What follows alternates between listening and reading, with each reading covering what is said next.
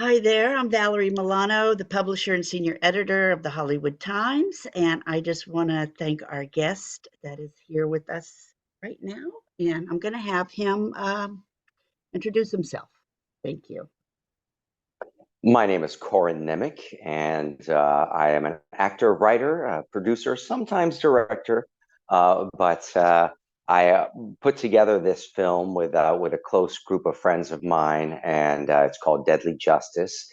It's a thriller with a wonderful cast, and I hope an interesting plot line with a little bit of a twist at the end that will keep people's attention. We shall see. We shall see. Thank you. And I was been one of the lucky ones to be able to see it in advance. So thank you again for being with the Hollywood Times today. Why is a taser the weapon of choice? And is there a backstory here? The taser is really the weapon of choice because it's something that is easily portable. It has, especially depending on the size of electrical voltage you have going through the taser. There are tasers that will absolutely knock you unconscious with the level of voltage that they have, and then there's ones that will just shock you enough to cause you to back away or whatever.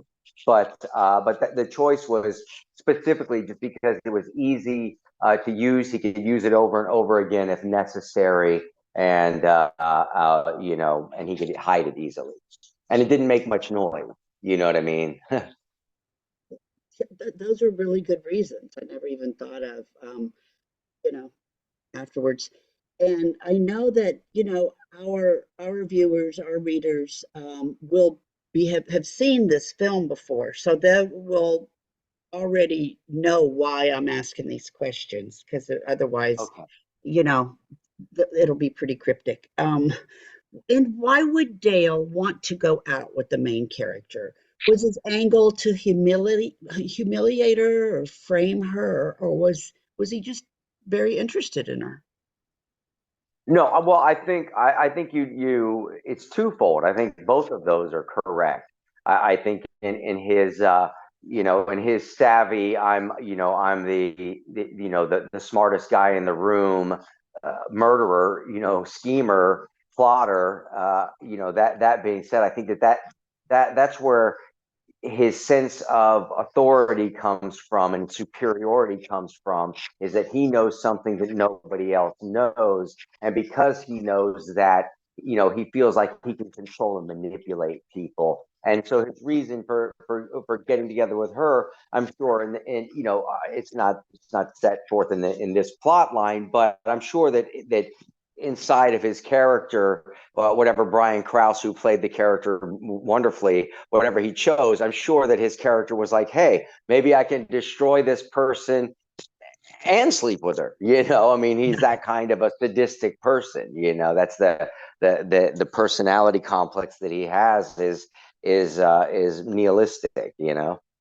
Sure. And where was it filmed? We shot it in Ocean Springs, Mississippi, and in some parts of Biloxi. And why did you Great choose? setting. We shot it down there. I had moved down there for a short time, started a small production company with some buddies down there. And so we wanted to get some things off the ground pretty quickly, because the movie business down there, there's a lot going on, but not a lot stays in the state. Most of it comes in from out of state and then leaves. And we were really trying to get something going that could remain in the state and get funded and remain and keep doing the films and stuff. But so we did a pilot for a TV show I created with Jason London, called Blackwater Blues, that we're still shopping. In fact, it's showing at a film festival down here in Florida called Sunscreen Film Festival. I have a number of other films showing at too. But and then also the film that we did, Deadly Justice, was the second stage, and we were hoping to do a whole series of those kind of female driven thrillers, but the time it took between finishing production and then getting it out to market and all of that, it took so much time. I ended up getting married and moving to Florida. So now I'm doing the same thing down here with a group of producers, So there'll be Mhm. more to come. Yeah, you must like that part of the world then. Because I'm The from the Gulf Coast South, is so I fantastic. do like that part of the world. Yeah, and the Gulf Coast is great. I mean, the one thing I did enjoy when I lived in California is the closeness to the beach and all of that. And although the weather here is certainly a little bit thicker, shall we Yeah, say, for sure. in the summertime, the proximity to the beach here is 3-minute drive, 2-minute drive. So I'm very very pleased where I am. Yeah, you can't beat that white squeaky sand there. It's just so beautiful in Florida. Yeah, it is. It is. Um, could there be a second installment to Deadly Justice?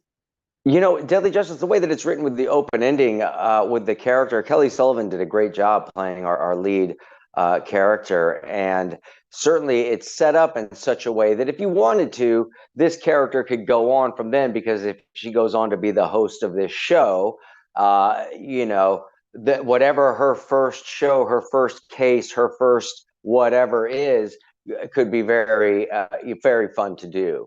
I really liked the cast, even the fact that our lead our lead bad guy in a lot of these movies, the lead bad guy usually dies. So the fact that Dale, gets arrested and is going to go serve his due justice and have to go to court and all of that, there's also that factor and everything, and the fact that in the end, it indicates that he escapes in that last little tiny bit at the very end. If anybody sees it at when they come checking the cells, so we don't know what happens there either. But it is fun to leave that kind of an open ending, I think, for audiences, because it's that last little, as a writer, I like that a lot, is trying to find something that's like, okay, it ended, and then without dragging it on too much, because you don't want 2 or 3 endings to a film. Sometimes it works, sometimes it doesn't, but you want that clean ending. But then if there's something you can do at the end that's just a little tiny pink that just gives you something to think about before you click on to the next show or turn the TV off, I think is fun. How can our readers find you, find the film, social media, what? Sure. On my main social media, between Instagram, Facebook, and X, it's all the same. It's the letter I and the letter M, and then my name, Corin Nemec, CORINNEMEC. So I'm Corin Nemec, and that's where you can track me down if you want to. I'll interact with you. Okay. And the film, is it at festivals now? Talk about that. The film right now, it's going to be coming out on Dish Network. That's as an original, which is a really great placement for it, and it'll be on a bunch of other platforms, at some point. But I'm very happy with our cast. I mean, I've worked with Kelly Sullivan in the past. We did another film together a number of years ago that hopefully will be coming out soon. I just helped them redo some post production on it recently, and called Haunted 333. We'll ever see if it comes out or not, but I have high hopes for it. And but she came in and played the lead along with Christiana Lucas, who is a old friend of mine. She used to date my close friend David Faustino, who I've done a bunch of productions and stuff with as well. He plays Bud Bundy on Married with Children, and they used to date. And when we got the go ahead on the script, her the way that her personality was, everything like that, it just made sense. And so I cast everything with phone calls. You know what I mean? I'm friends Ooh. with all of these people. Jason London came on board and played a nice supporting role for me. Ryan Richmond came on, who's been an old friend of mine, a great actor. Mark Klebanoff, our executive producer, did a fantastic job. He kind of goes back in the same circles as I do, and then I had a bunch of close friends that I was producing with. Ben Easterday, who's I go back with, to the early 2000s, as we produced a bunch of different things together. And in fact, my first AD was even my old friend Artie Glacken, who I've known since like the early 1990s, and he happened to be living down there. He's one of the people that I was trying to get things off the ground with, and I'm like, this is perfect, So we really it was a great time. We had a 12-day shooting schedule, really tight budget.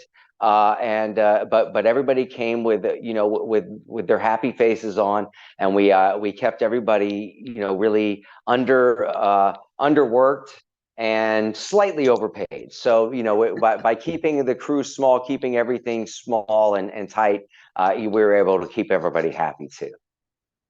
Good for you. Good for you. Well, I just want to again thank you for your time, and we are hollywoodtimes.net, and our YouTube is the Hollywood Times Official. So please keep in touch with us and keep us posted on your future endeavors, please. I certainly will. Thank And you, Deadly Corin. Justice, yeah, you bet. Deadly Justice, you can Deadly Google it. Justice. There you go. All right. All right. Keep in touch and thank you again. And have a great You rest bet. of the day. All right. You bet. My pleasure. Cheers. Cheers.